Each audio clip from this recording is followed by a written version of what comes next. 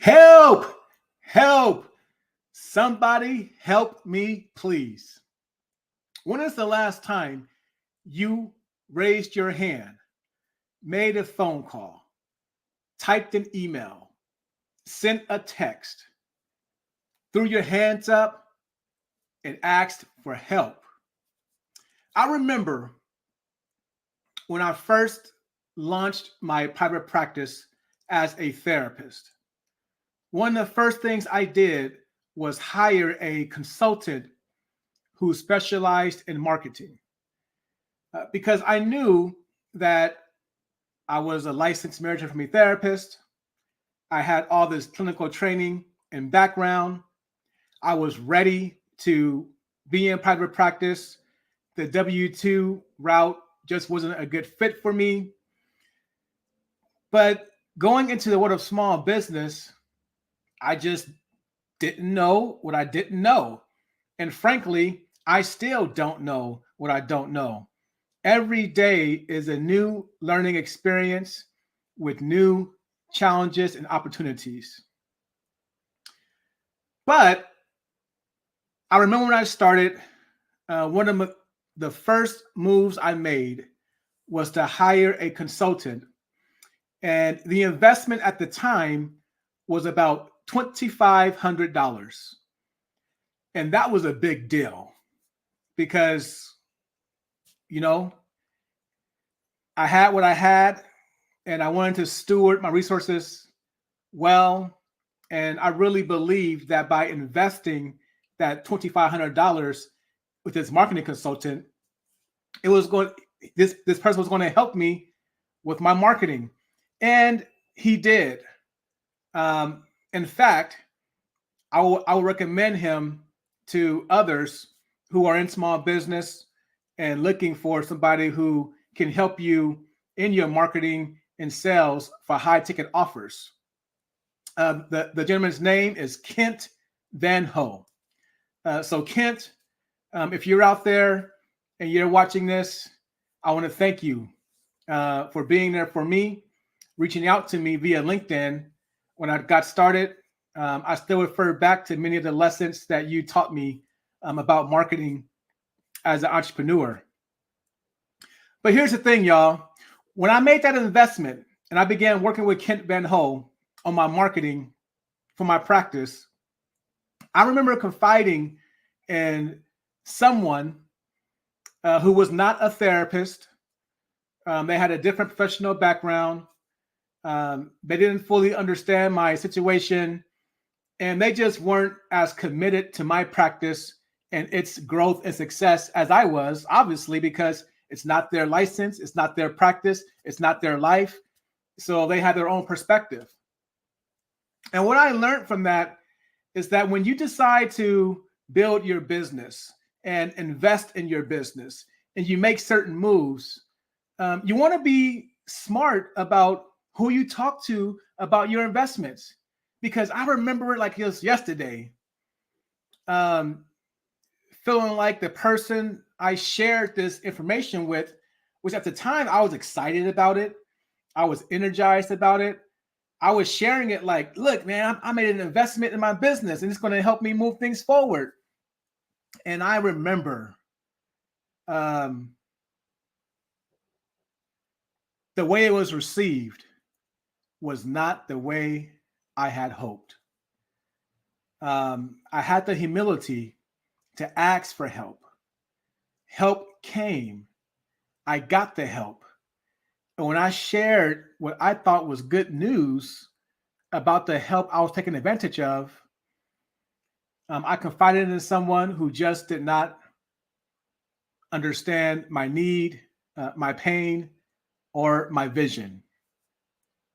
And so if you're a therapist in private practice, I want to encourage you to recognize that being an entrepreneur, you're wearing so many different hats. You're the CEO of your company. You're the director of marketing, director of sales. You're a clinician. And that's the fun part for us, right? Because we are clinicians, it's a pleasure to get certified in things like EMDR, DBT. I'm actually excited about in a couple of weeks, I'm going to begin a journey of getting certified in emotional focus therapy to refine my skills and improve my skills as a marriage counselor. As clinicians, it's so much fun to get our CEUs and have our ongoing growth clinically.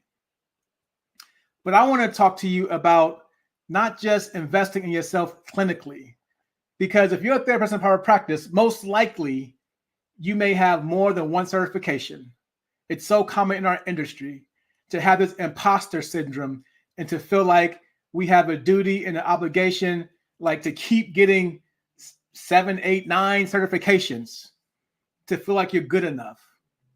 I want to remind you, first and foremost, you are good enough. You are trained. You are qualified. You are the best at what you do. One of the best, the top in the industry. You are a licensed mental health care provider.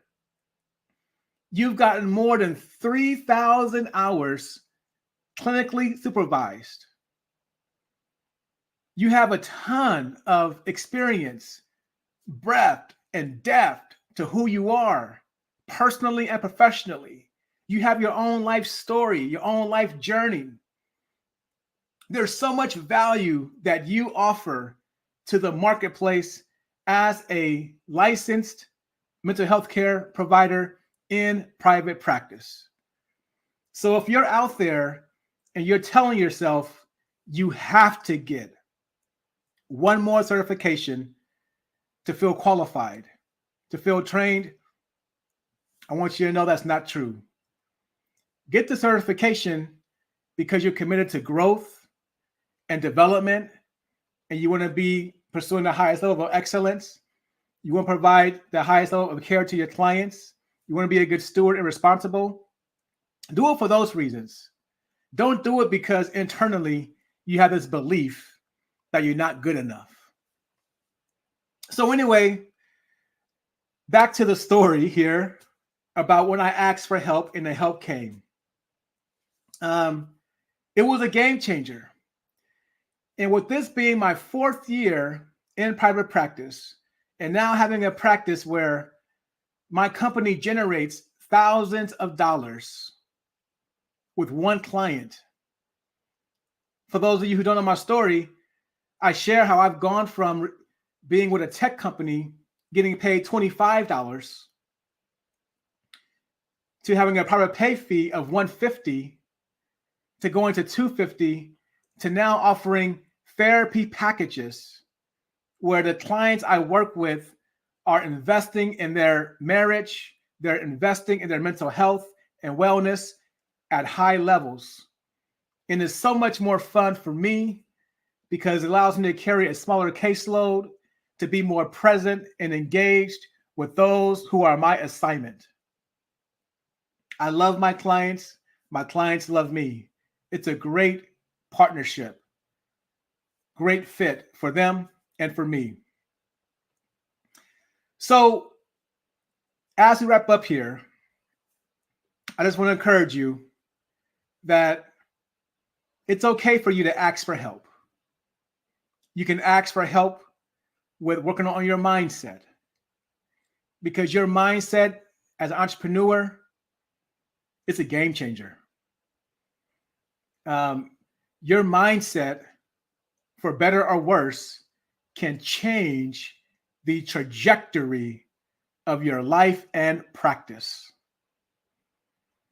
You can ask for help when it comes to things like search engine optimization, SEO, office space, marketing, sales, business development. The reality is you are wearing so many hats. As an entrepreneur, small business owner, you can't do it all yourself. So I want to encourage you to graciously and gently let go of that do-it-yourself mindset and ask for the help you know you need. In the world of small business, there's so much value in having a coach. I hope this helps someone. God bless you. Let's go and be encouraged.